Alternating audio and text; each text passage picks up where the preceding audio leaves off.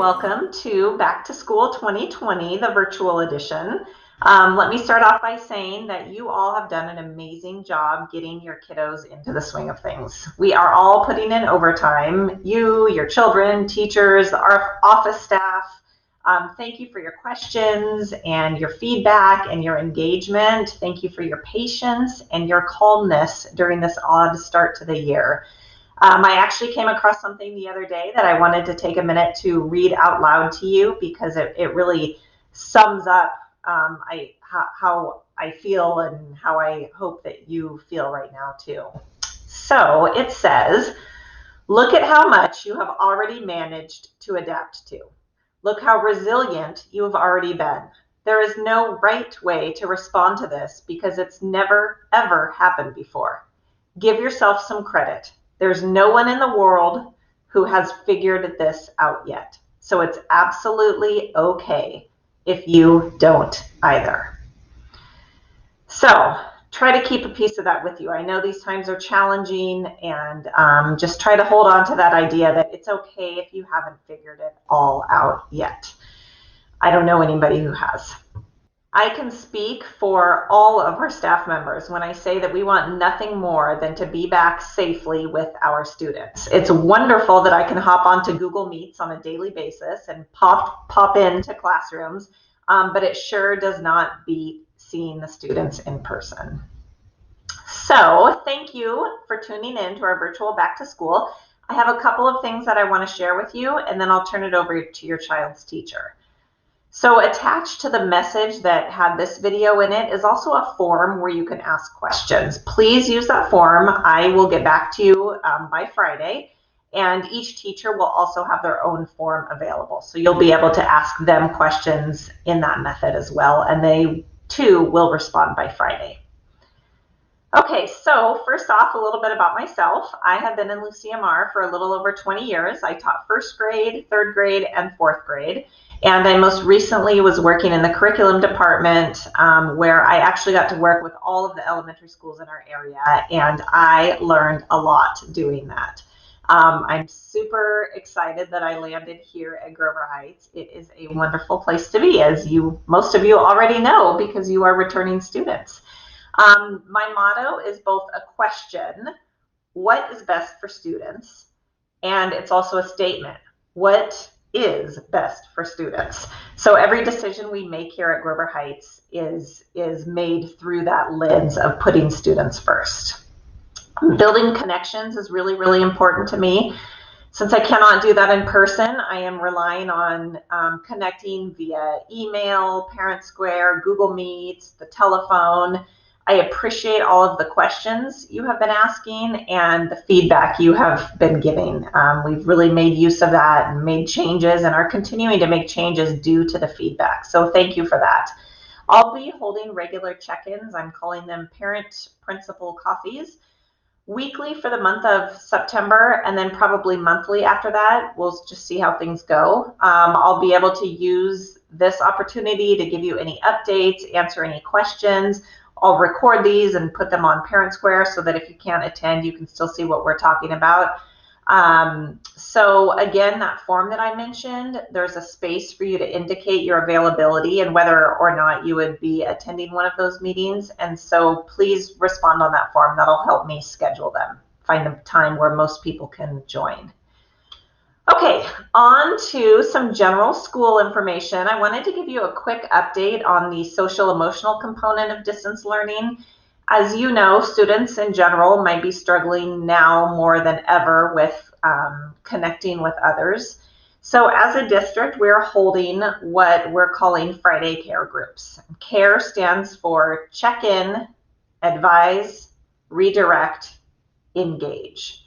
So this Friday Care meeting time allows teachers to focus on critical skills to help students build resilience during distance learning. We ask the students to rate their feelings on a simple scale, and that information helps the teacher know if anybody needs a little extra help. So TK through third grade students are learning about that scale for these first few weeks.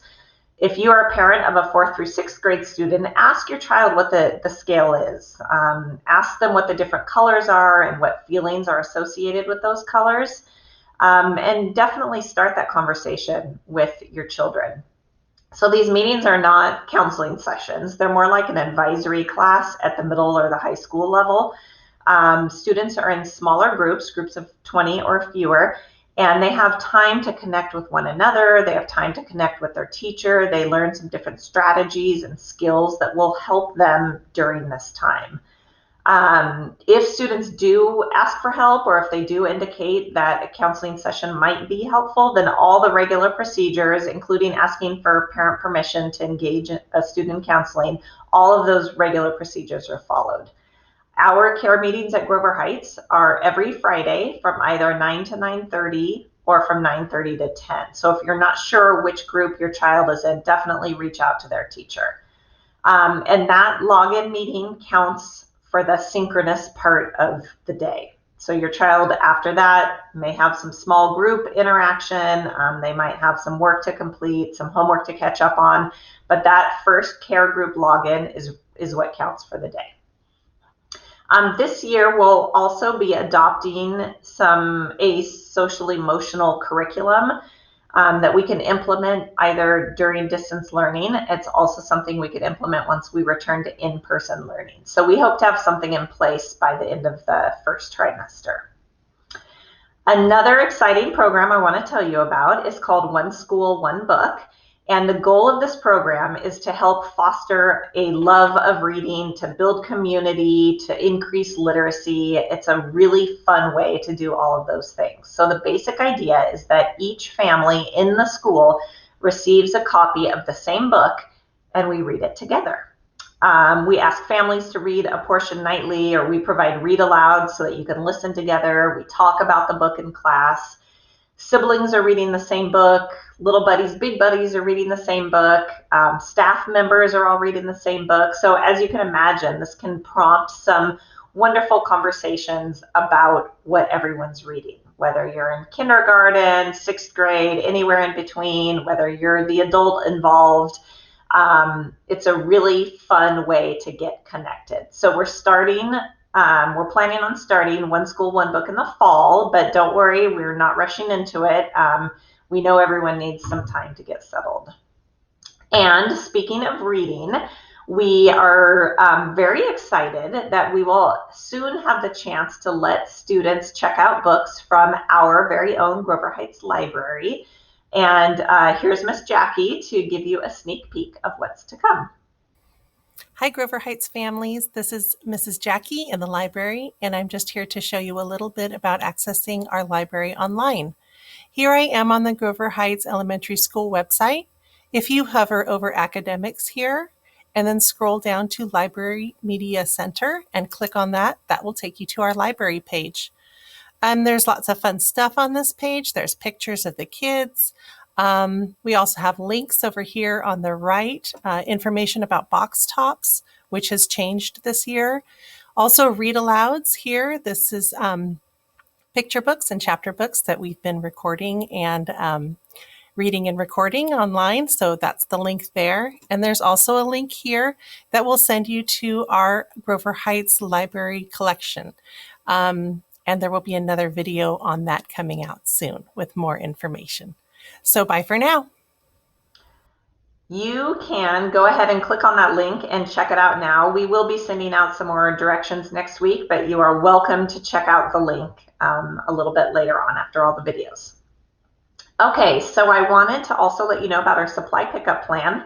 We are adjusting as we go, and right now we're planning on having supplies available for pickup the first and the third Friday of the month. So these would be maybe if your child's teacher has some math workbook for them to pick up, or if they need some extra paper or something like that, they would have that put together for pickup. So we'll have the supplies out on the tables from 10:30 to 3:30. The first and the third Friday of the month, and your teacher will notify you if you have supplies to pick up. Not all classes will have things that they need to get picked up. So this Friday, September 4th, will be our first pickup day, and actually this Friday we'll be out there until 5 o'clock. So come by anytime between 10:30 and 5 if your teacher has supplies for you. We'll have everything set up on the grass, and please practice social distancing when you pick up your supplies. All right, moving along to attendance, and we are almost finished. Attendance continues to be just as important during distance learning. If your child is sick, please call the office and let us know. You can email a picture of the doctor's note if you have a doctor's note. If you are experiencing internet or power issues, then please let your child's teacher know right away. You can also let the office know because it might be something that we can help with. All right, one very last thing, please join our Grover Heights PTA. A video went out last week that talked about how to join and why you should join. So this is a great group of people committed to the students, and they have some vacancies on their board that they need to fill. So please consider, please definitely join as a member and consider joining, running for one of the board spots if you are interested. Okay, I am now going to turn everything over to your child's teacher. Thank you for checking in. Please make sure you fill out that form if you have any questions. If you need anything, please don't hesitate to contact us in the office. We are here to help and support however we can. So thank you so much. Have a wonderful rest of your time. Hi, I'm Miss Hansen, and I want to welcome you to our virtual back to school night. First of all, I'd like to tell you a little bit about myself. When I was 2 years old, my entire family moved to Denmark, where my dad's side of the family is from. And I spent almost all of my elementary school years in Denmark. We traveled quite a bit because of my father's job. He worked for a shipping company. And so we also lived in Singapore for a while and Nigeria for a while. And here you can see me. This is when I was in second grade. And we had been living in Singapore for a little bit. And we were on vacation in Sri Lanka. And I got to ride a baby elephant. And as I was going through school years, we moved back to California just in time for me to start seventh grade. And when I started high school, I actually went back to Denmark for sophomore year in high school and then returned to finish high school in California in Irvine, and then started college. And at the time, I was an architecture major, and I realized I was a nanny for these two little boys here who are on my motorcycle, and I was a nanny for two little girls. And I realized that I really loved being with children and teaching children. And so that's when I decided to change my major. And one of my elementary school teachers, Vibeke Svensson, was a huge inspiration for me. And so I decided to change my major and become a teacher. And I transferred up to Cal Poly and got my undergraduate degree and my teaching credential from Cal Poly, right here in San Luis Obispo. So before I worked here at Grover Heights, I was at Fairgrove Elementary for 17 years, and this is now my 7th year here at Grover Heights. And I want to talk a little bit about my expectations when we're in our Google Meets with the students. Of course, being on time is really important because the people that are there on time get a little impatient having to wait for everybody. So that really helps us.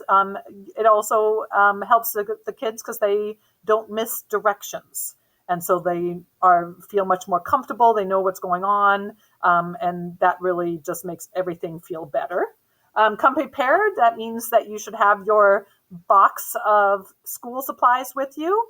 I'll share the schedule next. And so you'll be able to see if you have a child going to daycare or going, to other homes. For any part of the week, you can kind of gauge what you're going to need on each day. So I'll talk about that next. Okay. Also, when the kids are in the meet, the chat is just for asking questions or making comments that are on the topic that we are discussing. So the hi and, I have some people who are typing just random letters. We don't want to be using up the chat room with that. I teach the kids an attention signal called Give Me 5, which is eyes are on the speaker, ears are listening, lips are closed, hands are empty, except for sometimes it's okay to have a pencil in there if we're writing notes and taking notes. And bodies are still. So we're not spinning in chairs, we're not bouncing up and down, we're not jumping on the bed. We should be sitting at a nice, calm space with room for our computer and obviously also table room or desk room for writing and doing our assignments at the same time. Eating is appropriate during our snack time, during recess, and of course at lunchtime, but not during our meets. Coming to our schedule, here you can see here's our weekly schedule. We have language arts and math Monday through Thursday, always in kind of that order.